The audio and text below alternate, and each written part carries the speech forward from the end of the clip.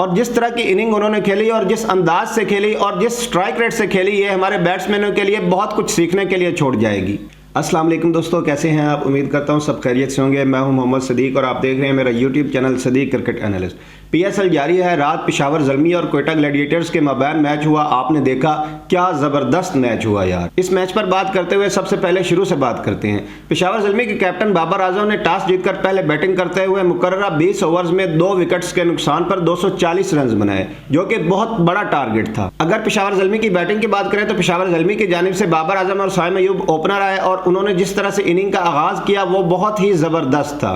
साइम अयूब जिस तरह की बैटिंग कर रहे हैं, जिस तरह के अंदाज से वो क्रिकेट खेल रहे हैं, वो अनबिलीवेबल है। मोहम्मद हारिस भी बहुत अच्छी हिट करते हैं, लेकिन साइम अयूब उससे भी 2 कदम आगे हैं। और साइम अयूब की सबसे बड़ी बात यह है कि जिस स्ट्राइक रेट से वो खेलते हैं वो बहुत कमाल का है। जैसे कि माजी में हमारे शर्जील खान, फखर जमान, शाहिद खान अफरीदी, अब्दुल रजाक उस तरह के अंदाज से ये क्रिकेट खेलते हैं। और उन्होंने आके महज 34 गेंदों पर 74 रन बनाए। ये बहुत जबरदस्त इनिंग थी उनकी। और साथ कप्तान बाबर आजम ने भी बहुत अच्छी इनिंग खेली। उन्होंने अपने पीएसएल की पहली सेंचुरी की। ये उनका ख्वाब था। वो हर इंटरव्यू में कहते थे कि मैं अपने पीएसएल के टूर्नामेंट में सेंचुरी करना चाहता हूं। तो रात उन्होंने अपना ख्वाब पूरा किया और उन्होंने 65 गेंदों पर 115 रन बनाए। और उसके बाद बाबर आजम तो रन आउट हो गया, लेकिन बाबर आजम के जाने के बाद पावल क्रीज पर आए और पावल ने 18 गेंदों पर 35 इनिंग्स की एक जबरदस्त इनिंग खेली। और साथ में कोलर कटमोर ने भी 3 बालों पर 7 रन बनाए। और इस तरह पेशावर ज़ल्मी का मजमूई स्कोर 2 विकेट्स के नुकसान पर 240 रन हुआ।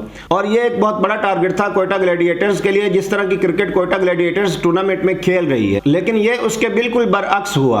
जैसे ही क्वेटा ग्लैडिएटर्स के ओपनर मैदान में आए तो उन्होंने ना आओ देखा ना ताओ देखा और आते ही मार धाड़ शुरू कर दी। और जैसन रॉय का बल्ला इस तरह से खुला कि उन्होंने बाबर आजम की सेंचुरी और साइम अयूब के 34 गेंदों पर 74 रन की इनिंग को लपेटकर बाहर फेंक मारा। और क्या नेक्स्ट लेवल की बैटिंग की। और पहले ही ओवर में कवर ड्राइव के चौके के साथ उन्होंने अपनी इनिंग का बेहतरीन आगाज किया। उन्होंने सिर्फ 44 गेंदों पर सेंचुरी बना डाली। साथ में मार्टिन गप्टिल आए थे, उन्होंने भी 1-2 अच्छी शॉटें लगाई थी, लेकिन वो वहाब रियाज की शॉर्ट पिच बॉल पर अपनी विकेट गंवा बैठे। उसके बाद विल स्मीड आए, वो थोड़ा सा प्रेशर में नजर आ रहे थे, उनसे उस तरह हिटिंग नहीं हो रही थी। लेकिन दूसरी जानिब जैसन रॉय ऐसे ही फेंटी लगा रहे थे जैसे वो कोई गली मोहल्ले की क्रिकेट खेल रहे हैं। उन्होंने पेशावर ज़ल्मी के हर बॉलर को बुरी तरह पीटा, चाहे कोई वहाब रियाज हो, चाहे कोई अरशद इकबाल हो या चाहे कोई और। विल स्मिथ तो आउट हो गए, लेकिन उसके बाद आए मोहम्मद हफीज और उन्होंने भी बहुत ही कमाल की इनिंग खेली। मोहम्मद हफीज ने सिर्फ 18 गेंदों पर 41 रन बनाए और जैसन रॉय का खूब साथ दिया। लेकिन जैसन रॉय ने जिस तरह की बैटिंग की वो पीएसएल की हिस्ट्री में सबसे कमाल की बैटिंग थी और वो पीएसएल की हिस्ट्री में हमेशा याद रखी जाएगी।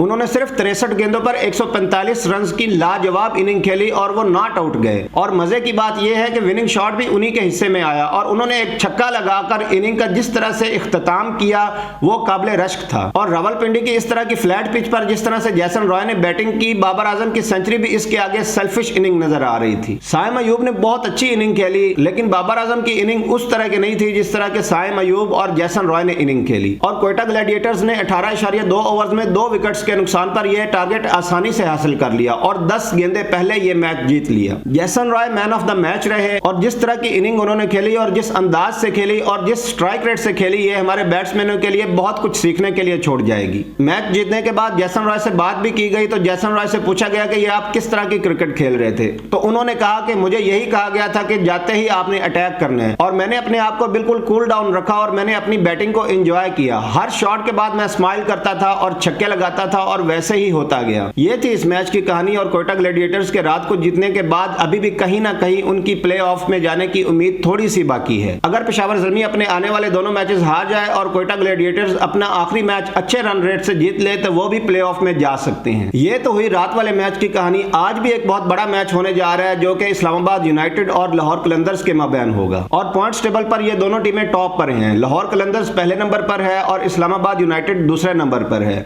आज इस्लामाबाद यूनाइटेड जीतकर पहले नंबर पर आने की कोशिश करेगी और यह मैच भी बहुत जबरदस्त और सनसनीखेज होने वाला है। आप क्या कहते हैं इस बारे में नीचे कमेंट सेक्शन में जरूर बताइएगा और मजीद इस तरह की खबरें जानने के लिए हमारा यूट्यूब चैनल सब्सक्राइब करें, Sadiq cricket analyst. Thank you. Allah Hafiz.